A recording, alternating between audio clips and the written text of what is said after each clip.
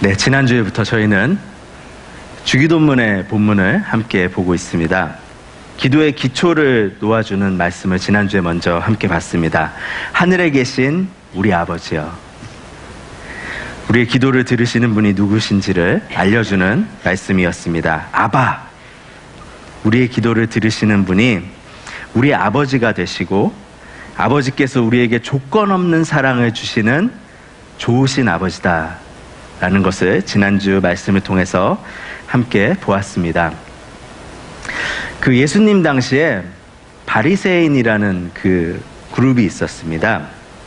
이 바리새인들을 예수님께서 외식하는 자, 또 회칠한 무덤 이렇게 표현하셨습니다. 이 회칠한 무덤과 같다고 하셨는데 그 당시 예수님 당시에는 무덤에 이렇게 깨끗하게 바깥을 하얗게 칠했다고 합니다.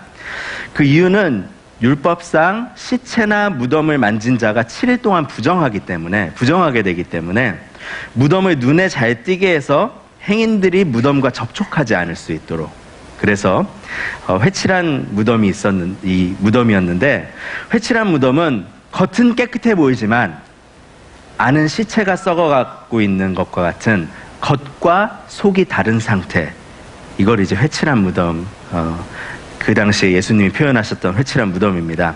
근데 바리새인들이 밖에서 보면은 그 하얗게 칠해진 것처럼 아주 깨끗해 보였어요. 네, 종교적 열심이 있었고 의로운 사람같이 보였던 사람들이 바리새인들입니다.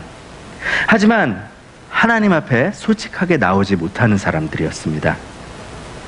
그 무덤 안처럼 자기 안에 있는 그 죄악과 어두운 부분들을 하나님 앞에 그대로 보여주지 못하는 사람들이 바리새인들이었습니다. 그래서 예수님은 바리새인들의 안에서 어떠한 일이 일어나는지를 정확히 알고 계셨어요.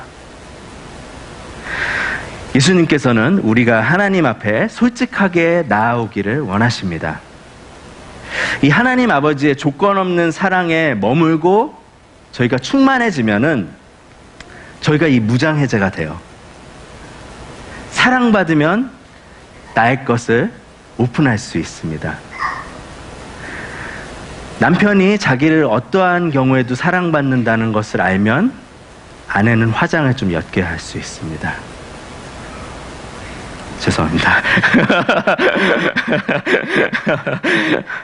네, 사랑받는 자녀는 자신의 부모에게 자신의 모습을 자연스럽게 오픈하게 됩니다. 네, 굉장히 건강하잖아요. 사랑받는 자녀들은 뭐 자기가 잘못했는데도 불구하고 내가 이런 일이 있었어 라고 오픈하잖아요. 근데 부모님이 엄한 자녀들은 이 자녀들이 오픈을 못해요. 근데 우리 하나님은 그러시지 않다라는 거예요. 조건 없는 사랑으로 우리를 사랑하시는 분이라는 것입니다. 그래서 하나님 앞에 저희가 어떠한 모습도 숨기지 않아도 됩니다. 진실한 기도로 나아가도 되는 분이 저희 하나님 아버지이십니다.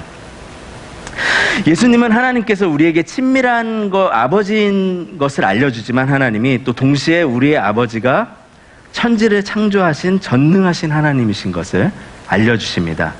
하늘에 계신 우리 아버지여. 나를 사랑하시는 아버지이시지만 동시에 우주의 주권을 가지고 가장 높은 곳에 계시는, 온 우주의 주권자 되시는 그 하늘 아버지임을 알려주십니다. 그래서 우리의 아버지가 온 우주의 주권자이시기 때문에 우리가 하나님 아버지와 교제할수록 우리의 기도는 전 우주적인 기도가 됩니다. 하나님의 스케일로 우리의 기도가 커지게 되는 것입니다. 또한 지난주 말씀에서 다루지 않았지만 하늘에 계신 우리 아버지여에서 우리 아버지여가 또 굉장히 중요한 의미를 갖고 있습니다. 우리, 공동체성을 얘기하는 거거든요. 주기도문은 공동체를 위한 기도였습니다.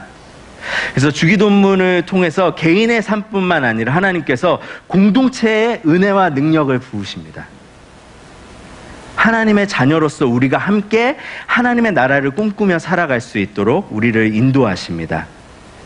그래서 기도하기는 주기도문이 저희 개인의 기도의 생활뿐만 아니라 또 저희 공동체의 기도의 생활을 변화시키는 그런 은혜를 주시기를 원합니다. 그래서 오늘부터는 주기도문 안에 6가지의 기도의 내용들을 하나씩 살피겠는데요. 첫 번째 내용으로 9절에 나와 있는 이름이 거룩히 여김을 받으시오며 함께 보도록 하겠습니다.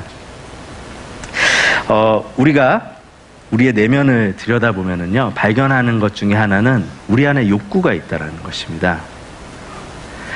We have desires, 욕구가 있죠. 여러 종류의 욕구가 있습니다. 먼저 기본적인 육체적인 욕구들이 있습니다.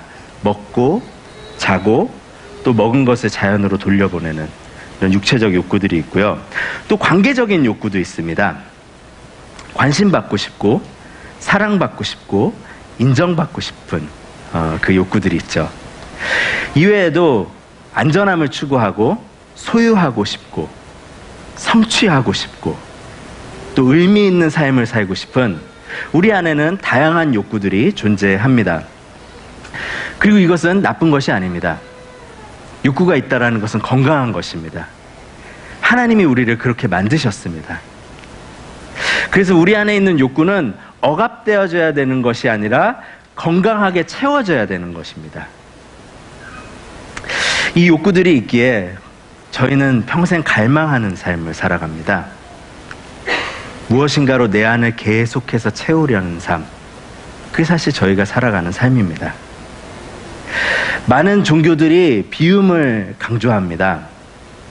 기독교도 비움은 정말로 중요한 가르침입니다.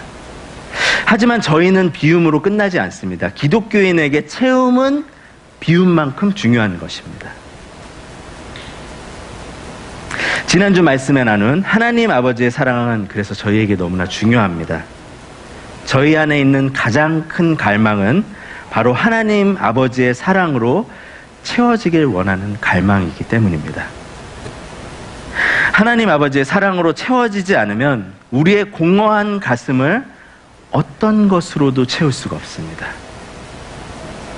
하나님을 등 돌리고 사는 인생이 그래서 가장 불행한 인생입니다. 하나님의 충만한 사랑이 공급되어지는 파이프가 막혀버린 것처럼 우리로 하여금 너무나 배고프고 너무나 목마르게 우리의 삶을 그렇게 만들어버립니다. 근데 여기서 끝나지가 않습니다. 하나님으로 채워지지 못한 갈망은 그 방향을 틉니다. 그리고 우리를 결코 채우지 못할 것으로 향하게 합니다. 하나님이 채우셔야 하는 자리를 사람들의 인정으로 채우려고 하게 하고요. 하나님이 채우셔야 하는 자리를 성취를 통해서 채우게 하고요. 소유로 채우려고 하고요. 또 육체의 쾌락으로 그 자리를 채우려고 하게 합니다. 이 목마른 사람이 물이 아닌 다른 거를 마시면은 더 목말라지잖아요. 그런 것처럼 다른 것으로 아무리 그 자리를 채우려고 해도 하나님이 아니면 더욱 목이 말라지는 삶. 그래서 뒤틀린 갈망, 이것은 우리 삶의 음지를 만들어냅니다. 건강하게 채워져야 될 욕구들이 억압을 당하거나 아니면은 의존하지 말아야 되는 것들에 의존하게 만듭니다, 우리를. 이 시대의 중독의 문제가 참 심각한데요. 중독이란 우리 삶에 뒤틀린 갈망 때문에 생기는 문제입니다. 하나님이 없는 내 삶의 공허함을 채우기 위해서, 하나님이 없는 내 삶의 외로움을 채우기 위해서 일에 중독되고, 도박에 중독되고, 잘못된 관계에 중독되고, 소유에 중독되고, 스포츠에 중독되고, 쇼핑에 중독되고, 인터넷에 중독되고, 쾌락에 중독되어서 우리 삶을 더욱더 피폐한 삶으로 만들어버리는 것입니다. 그래서 어느 순간이 되면은 이러한 것들이 나를 만족시켜주지 못한다는 것을 알지만 멈출 수 없는 상태가 돼버리는 거죠. 이 갈망의 문제를 주기도문의 말씀에서 다루는 이유는 오늘 함께 볼 주기도문의 두 번째 말씀인 이름이 거룩히 여김을 받다가 저희의 갈망의 문제하고 딱 닿아 있습니다. 그럼 하나님의 이름이 거룩함을 받다가 어떤 의미를 가지고 있는지 더 자세하게 한번 보도록 하겠습니다. 저희가 주기도문을 자주 이렇게 저희 입으로 고백하고 자주 기도하지만 하나님이 이름이 거룩함을 받다라는 의미는 사실 깊게 생각하지 않을 때가 많아요. 하나님의 이름이 거룩함을 받다가 무슨 의미일까요?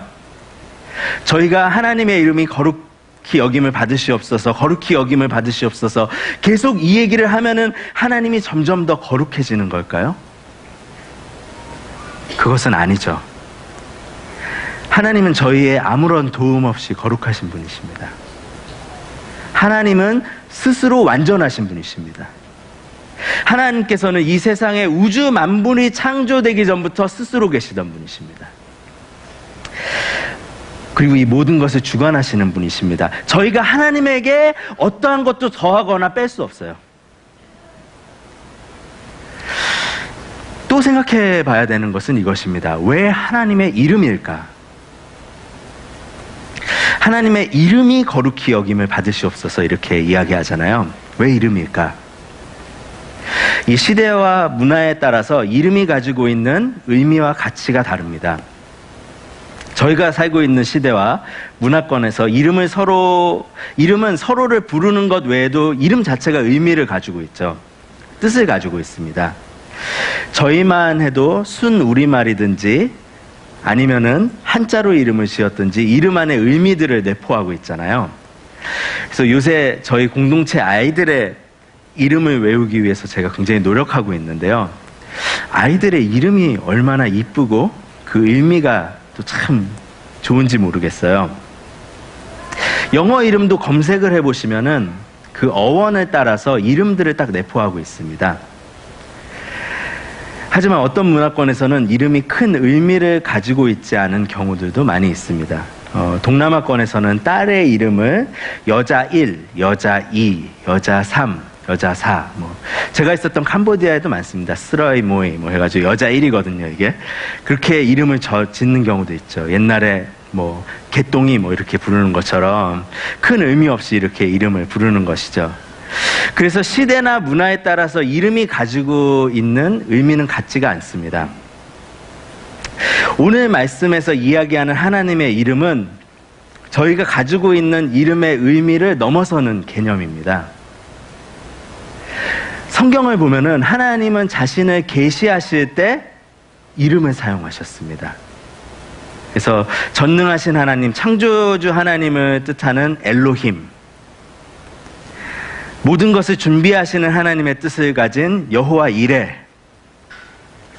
우리의 치료자가 되신다는 여호와 라파, 평강의 하나님을 뜻하는 여호와 샬롬 등 하나님의 이름으로 자신이 어떤 분이신지를 계시하셨습니다. 그래서 하나님의 이름은 하나님을 아는 것입니다. 하나님의 이름을 아는 것이 그분을 아는 것입니다. 예. 우리는 인격과 이름이 사실은 일치하지는 않잖아요. 우리의 이름이 온유라고 해서 그분이 온유하지는 않을 때가 있습니다.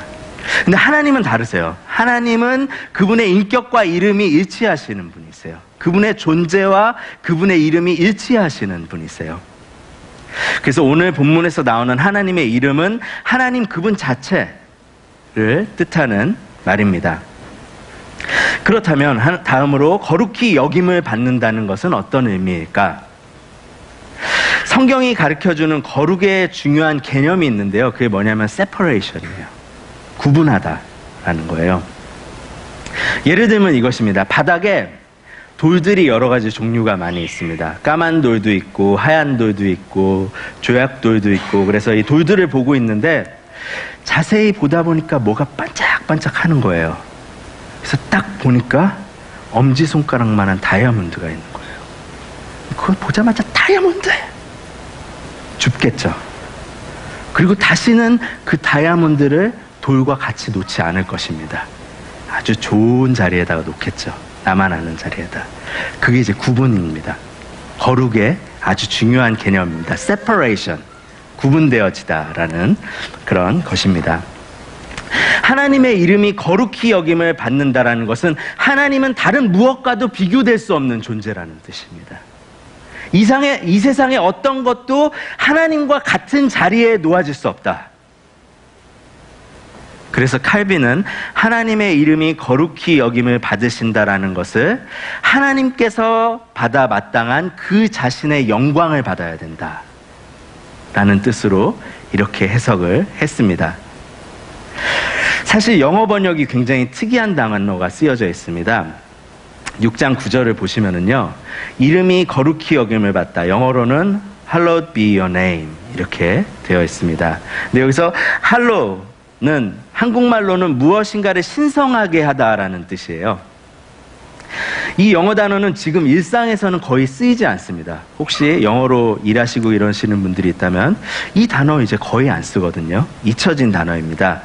이렇게 잊혀진 단어가 되면은 보통 성경이 개역을 하고 이렇게 바뀔 때, 그 다음 에디션으로 바뀔 때 다른 단어로 바뀌어요. 근데 이 단어는 대부분의 트랜슬레이션에서 살아 있습니다. 왜냐면은 이 단어가 가지고 있는 의미를 대신할 단어가 없는 거예요. 하나님의 이름이 거룩히 여김받는다는 것은 우리 마음 가운데 하나님을 다른 어떤 것보다 특별하고 존귀한 자리에 둔다라는 것입니다. 하나님이 우리 삶의 가장 귀한 분이시고 가장 아름다운 분이시고 다른 어떤 것도 비길 수 없는 분이라는 것을 고백하는 그 고백입니다. 이것이 바로 하나님의 이름이 거룩히 여기심을 받다라는 그 의미입니다. 그렇다면은 이제 저희가 생각해야 하는 것은 과연 하나님의 이름이 거룩히 여김을 받으시고 계신가? 이것을 이제 저희가 생각해 봐야 됩니다. 하나님이 나의 삶에서 거룩하게 여김을 받고 있는지 아닌지 어떻게 체크할 수 있을까요? 말씀 첫 부분에 우리 안에 있는 갈망에 대해서 나눴는데요. 내 삶에서 갈망하고 있는 것들을 체크하면 하나님이 내 삶에서 어떤 자리에 계신지를 체크해 볼 수 있습니다. 내가 지금 갈망하고 있는 것들 어떻게 체크할 수 있을까? 첫 번째, 내가 찬양하고 있는 것들을 체크해 보라입니다. 나는 하나님밖에 찬양하지 않는데? 라고 이렇게 생각할 수가 있습니다. 근데 삶의 구석구석에 저희가 찬양하는 것들이 있어요. 예를 들면 젊음과 아름다움이 중요한 여자분들에게 화장품은 굉장히 중요한 것이죠. 그래서 어떤 여자분이 새로운 아이크림을 썼는데 여기가 너무 잘 펴지는 거예요. 그래서 옆에 분에게 가서 야, 이것 좀 써봐, 정말 좋아, 쫙 펴져. 찬양이죠. 골프를 치는 분들에게 훌륭한 골프채는 찬양의 대상입니다. 그래서 채가 이렇게 가벼운데 딱 때렸더니 공이 쫙 나가는 거예요. 그러면 딱 때리고 나서 와우, 굿, 찬양이죠. 젊은 남자들에게 자동차 같은 것은 찬양의 대상입니다. 그래서 입으로 찬양하지만 또 다르게 찬양하는 거는 매일 차를 관리하는 거예요. 매일 차를 닦는 거예요. 그걸로 찬양을 대신하는 것입니다. 귀하다, 귀해. 부모님들에게 자녀는 사랑의 대상이지만 그것을 넘어서 찬양의 대상이 될 때가 있습니다. 우리 애가 이걸 해냈어요. 우리 애가 이렇게 성취했어요. 우리 애가 어느 순간에 사랑의 대상을 넘어가 버리는 것입니다. 우리 삶에 또 그 아이돌들이, 우상들이 많이 있잖아요. 내가 정말 좋아하는 스포츠 스타도 있고 그 사람을 매일 보는 거예요. 그 사람을 묵상하는 거예요. 그 사람의 플레이를 보고 찬양이죠. 하나님은 여러분의 일상에 어디에 계십니까? 예수 그리스도를 일상 가운데서 찬양하는 그 모습을 삶에서 발견하실 수 있으십니까? 내가 오늘 찬양하는 것을 보면 내가 갈망하는 것을 확인할 수 있습니다. 두 번째로 내가 무엇을 갈망하는지 알 수 있는 지표는 나의 시간이 어떻게 사용되어졌는가입니다. 내가 시간을 사용하는 곳에 내가 갈망하는 것이 있습니다. 하지만 시간 사용을 생각할 때 저희 삶에 여러 가지 의무들이 있습니다. 부모로서의 의무, 남편으로서의 의무, 또 아내로서의 의무, 직장에서의 의무, 학생으로서의 의무, 여러 가지 의무들이 있습니다. 가장 기본적으로 사용되어지는 시간들이 있죠. 이런 노동은 신성한 것입니다. 하나님께서 기뻐하시는 것입니다. 특히 나에게 남은 시간이 어떻게 사용되는지를 좀 주목해서 보시기 바랍니다. 그곳에 내가 갈망하는 것이 있습니다. 내 마음에서 특별해진 것이 그곳에 있습니다. 세 번째는 나의 돈이 어떻게 사용되어지는가입니다. 우리는 우리 스스로를 아주 쉽게 속일 수 있습니다. 입으로 하나님이 나의 삶에서 가장 귀한 자리에 계시고 나에게 가장 귀한 분이셔. 하지만 나의 시간과 함께 나의 돈에 사용되는 것은 거짓말을 못합니다. 돈은 거짓말을 못해요. 정확하게 내가 오늘 갈망하는 것에 나의 재정이 들어갑니다. 몇 주 후에 다루겠지만 저희에게 필요한 일용할 양식이 있습니다. 가장 기본적인 의식주의 문제를 위해서 쓰여져야 합니다. 하지만 기본을 제외한 나의 재정의 흐름을 보면 내가 무엇을 갈망하고 있는지 그것을 확인할 수가 있습니다. 여러분, 나는 요즘 무엇을 찬양하고 있습니까? 주중에 그리스도를 찬양하고 하나님을 높여드리는 그 찬양의 입술이 혹시 메마르지는 않았나요? 정확한 척도인 것 같아요. 내 삶에서 찬양이 말랐다면은 하나님의 자리가 계속 내려오고 있는 것입니다. 예. 나의 시간은 어디에 쓰이고 있습니까? 나의 재정은 어디에 쓰이고 있나요? 내가 갈망하고 있는 것들에 대한 힌트를 줄 것입니다. 대답을 줄 것입니다. 하나님은 우리 삶에서 특별한 자리에 계신가? 존귀하게 여김을 받고 계신가? 이것을 우리가 생각해 보아야 합니다. 제프리 센티노버라는 분의 하나님을 탐닉하라라는 책을 보면은 한 랍비하고 제자가 나누는 대화가 나옵니다. 어느 날 젊은 제자는 랍비한테 와가지고 어려움을 호소합니다. 뭐냐면은 그 고민이 뭐였냐면 내가 하나님을 사랑하는데 자신의 마음이 매일 너무나 많은 것을 쫓고 있어서 하나님의 마음에 합한 자가 될 수 없을 것 같다고 그렇게 괴로운 마음을 가지고 랍비를 찾아갔습니다. 그러자 그 랍비가 한 종달새의 얘기를 그 제자에게 해줍니다. 종달새 한 마리가 광야에서 살고 있었습니다. 종달새는 벌레를 먹고 살았는데 뜨거운 광야에서 벌레를 잡아먹는다라는 것이 종달새에게 쉽지 않은 일이었습니다. 그러나 어느 날 종달새는 한 장사꾼의 소리를 듣게 됩니다. 통통하고 살찐 벌레가 여기 있으니 가져가시오. 장사꾼의 외침이었습니다. 그래서 종달새가 얻는 거기로 이제 간 거예요. 날아갔더니 장사꾼이 이제 종달새한테 깃털 하나 떼주면 내가 이 벌레 2개 주겠다고. 뜨거운 광야를 날아다닐 필요도 없고 딱딱한 땅을 파헤칠 필요도 없으니 편안하고 만족한 삶을 살게 될 거라고 종달새한테 이렇게 말하면서 종달새를 설득했습니다. 이 장사꾼은 사실 사탄이 변장해서 이제 나타난 것이었습니다. 그 벌레의 맛을 보기 시작한 종달새 계속해서 이제 장사꾼을 찾아갑니다. 그래서 계속 그 벌레를 먹었습니다. 그렇게 하루 이틀 찾아가면서 깃털이 하나씩 빠지기 시작했습니다. 그러던 어느 날 종달새는 변함없이 자신의 깃털을 떼어주고는 벌레를 맛있게 먹고 날아가려다가 쿵 소리와 함께 땅에 처박혀 버리게 됩니다. 자신도 모르는 사이에 더 이상 날 수 없는 모습이 된 것입니다. 자신이 더 이상 날 수 없다라는 것을 깨달은 종달새는 날지 못하는 몸을 이끌고 광야를 비틀비틀 거리면서 벌레들을 모읍니다. 그리고 그것을 다시 갖고 가서 상인에게 돌아갑니다. 그리고 말했습니다. 내 깃털과 바꿀 벌레를 갖고 왔으니까 이제 나한테 깃털을 좀 돌려주세요. 하지만 장사꾼으로 변한 사단은 차갑게 웃으면서 사라져버렸습니다. 종달새를 만족시켜줄 것처럼 속였던 장사꾼의 그 목소리처럼 오늘 우리에게도 이 소리는 계속해서 들려지고 있습니다. TV에서 또 전화기를, 스마트폰을 열면 저희가 매일 보는 메시지가 이 메시지들입니다. 이것을 가지면 당신은 정말 만족하는 삶을 살 수 있습니다. 이 자리까지 오르게 되면 당신의 삶이 편안하고 안락하고 만족스러울 것입니다. 이 일을 하면 당신에게 다른 사람이 누리지 못했던 그 만족을 얻을 것입니다.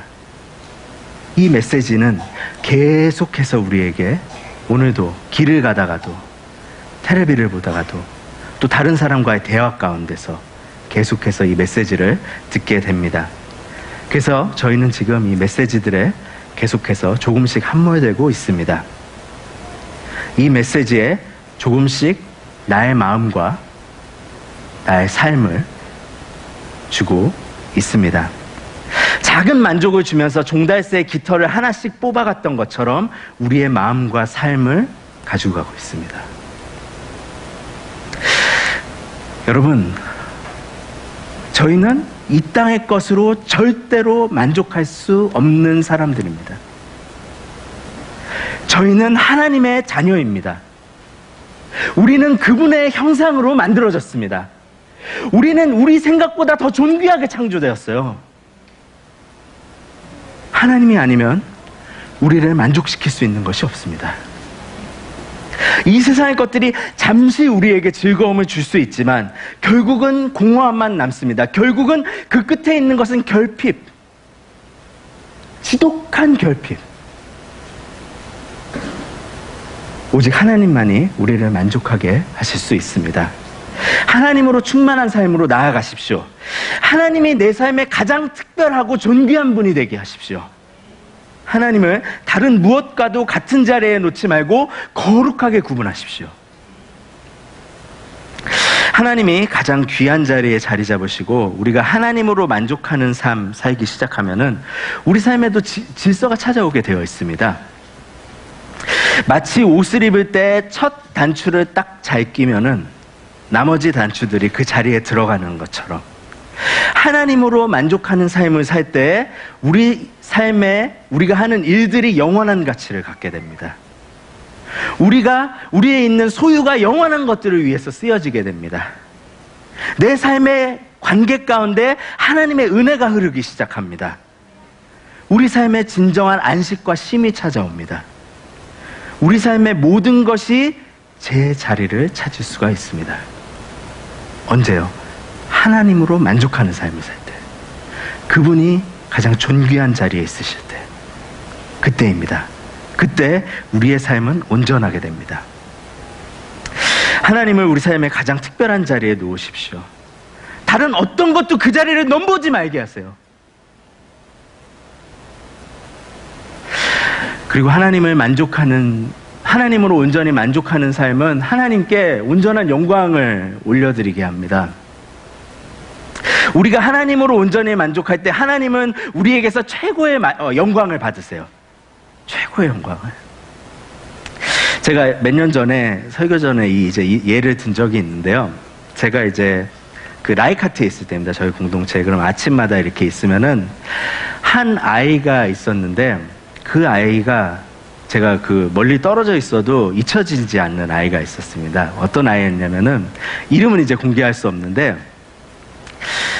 뭐 이 아이가 저한테 특별한 일을 해주지는 않았어요. 아주 어린 아이니까. 그때 한 2살 정도 됐을라나요? 이제 막 걷고 막 이렇게 하는 아이였는데 뭐 저희가 하는 일을 도와주겠어요? 아니면은 저한테 뭐를 주겠어요?